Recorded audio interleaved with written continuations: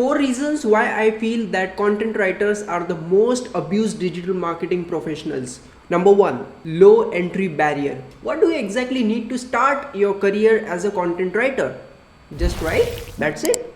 No expensive tools, no degrees, no technicalities, nothing else, that's it. That's what everyone feels. Number 2, most content writers feel that they are just writers. 3, lack of real passion.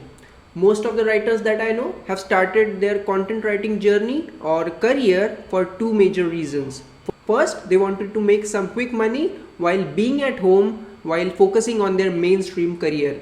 Number 2, they were looking for something that makes money while being at home while working at home. This is pre-COVID era. And final reasons, clients don't see the value of writers. They feel that almost everyone has written some essays or anything in some part of their career, and now we have ChatGPT and AI writing tools. So what is the solution for content writers? Number 1, become a specialized writer in one industry. That means gather so much depth in one industry that no AI nor any generic content writer will able to replace you.